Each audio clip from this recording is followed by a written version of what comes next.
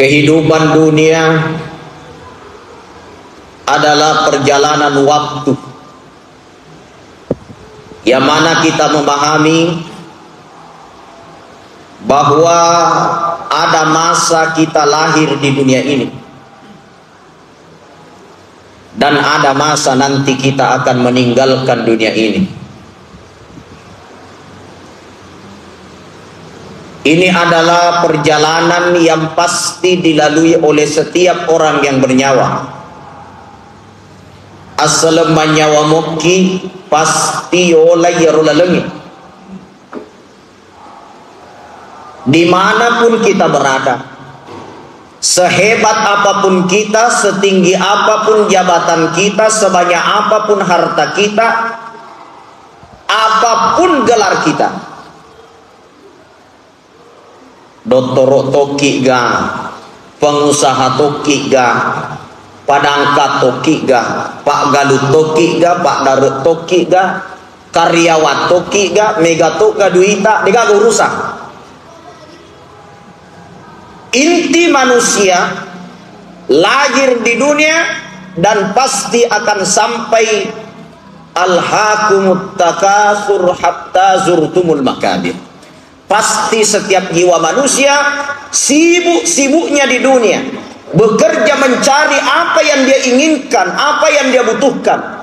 Angka mak jama ko kantoroe, angka mak jama ko bolai, angka mak darang, angka mak galung, angka mak tukang batu, semua sibuk. Alhaakumut takasur. Lalu Allah katakan hatta zurtumul makabir, itu akan dihentikan oleh titik yang disebut dengan kuburan. Yang pertama nih calorina kau buru selesai pak. Agama mengajarkan kita bagaimana menjalani hidup ini agar kita selamat. Yaro tujuanna agama kong kamakutana aga tujuanna yaro agama tujuanna agama untuk menjadi petunjuk. Peki carana to salama linon letu akhirat. Itu konsepnya pak. Manca di pak galu ki peki carana to mak galu salama ki. Manca pak daro ki peki carana mak daro salama. Manca pagawe ki peki carana kita jadi pegawai yang selamat. Jadi pejabat peki carana to manca di pejabat selamat. Itu tujuan daripada agama.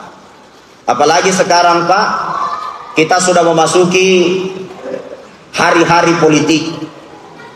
Artinya tidak lama lagi pemilihan legislatif, anggota dewan, pemilihan bupati dan pemilihan presiden.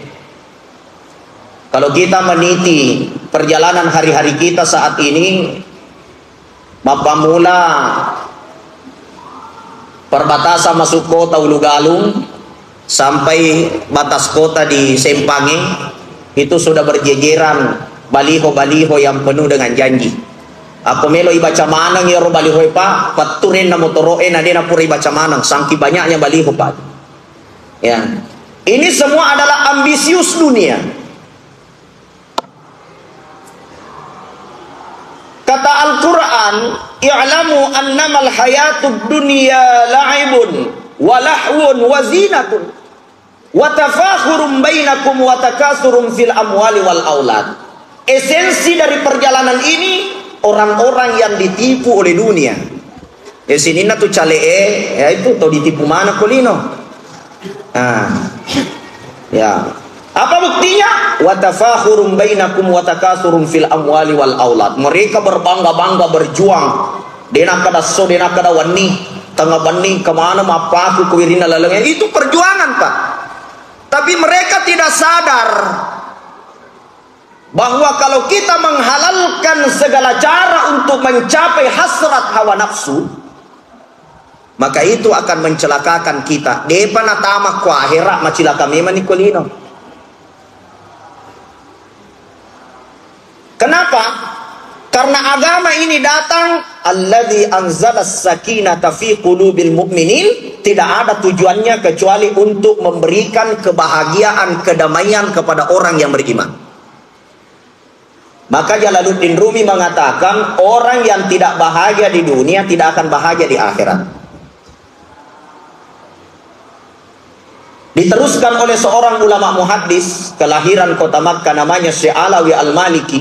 Bagaimana mungkin engkau merasakan kebahagiaan di akhirat yang selama-lamanya, sedangkan di dunia saja kamu tidak bisa merasakan kebahagiaan, padahal sebentar saja. Jadi kau angkat masih sekolino, masih seko akhirat, Pak. Itu konsep agama menurut para ulama sufi. Ukuran kebahagiaan di dunia bukan ukuran pangkat, jabatan, dan harta.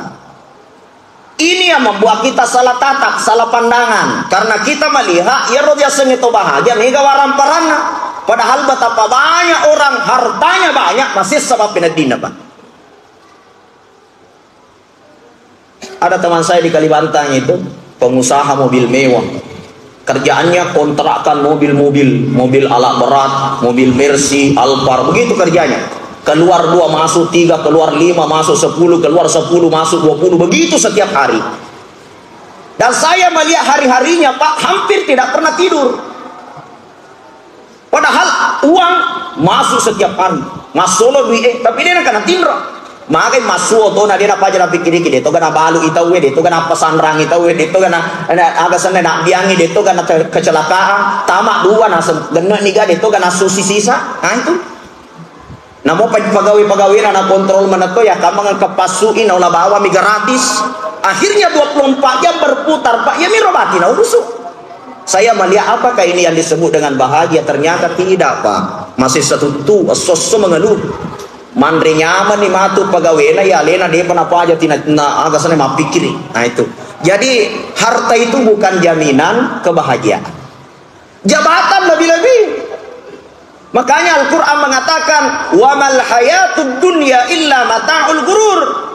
Orang yang terlalu ambisius mengejar dunia, termasuk ambisius menjadi caleg, itu orang ditipu oleh dunia.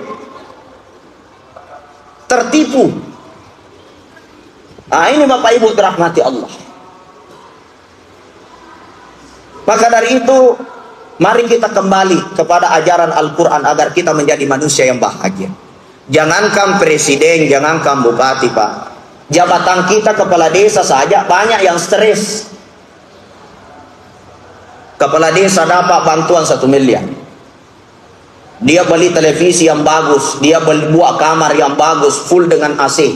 Menonton TV, maka si televisinya full dengan AC, tapi ia naik berita tak selesai. Menonton tak selesai, magai angkat korupsinya.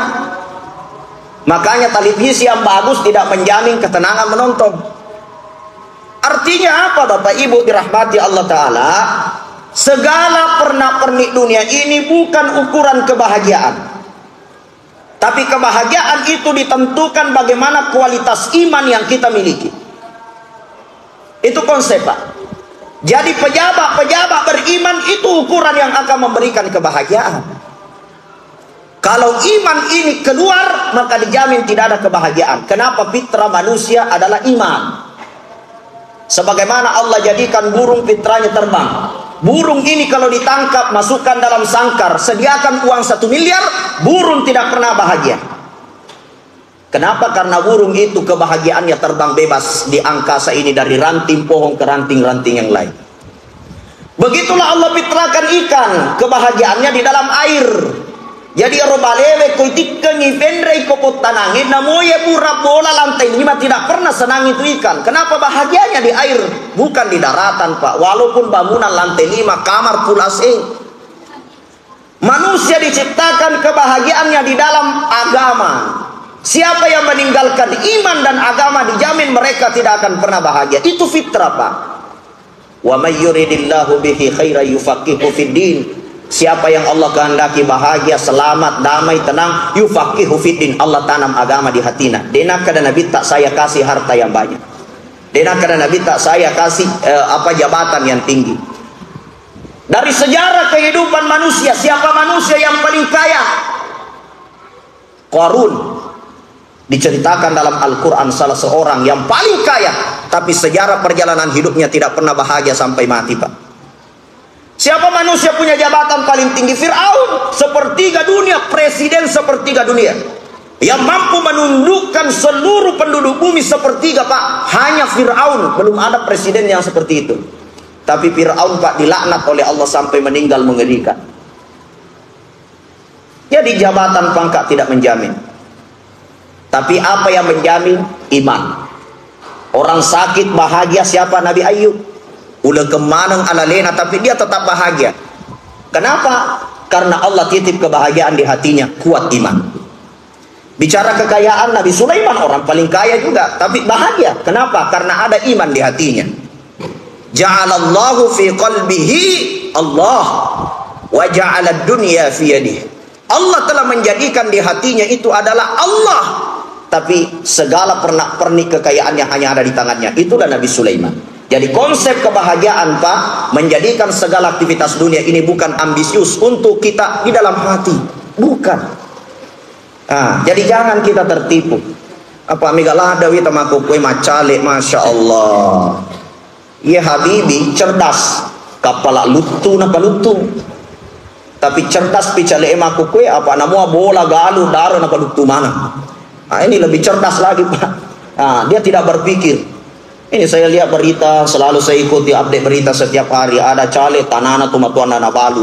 Bolana tumatuana satu-satunya nala sertifikatna napa sandra bolana tumatuan. Ya, semua jadi heran kita melihat. Menjadi seorang cale kalaupun terpilih cuma 5 tahun, itu pun kuidapi mopi, maka ni kunapi 2 tahun mati nih. Maka jangan terlalu ambisius dengan perkara dunia Pak, karena ini sementara, tidak lama. Pasti kita akan mati dan kematian itu tidak ada yang tahu besok kalusa. Maka sebelum kita memasuki 2024, mari kita memperbaharui iman kita. Bukan hanya tahun baru, tapi iman kita tidak diperbaharui. Jaddidu imanakum kata Nabi, perbaharuilah imanmu, karena itu satu-satunya jalan untuk mencapai keselamatan dunia akhirat. Barakallahu li wa lakum fil Qur'anil azim wa nafa'na wa iyyakum bima fihi minal ayati wa zikril hakim wa taqabbal minna innahu huwas sami'ul alim.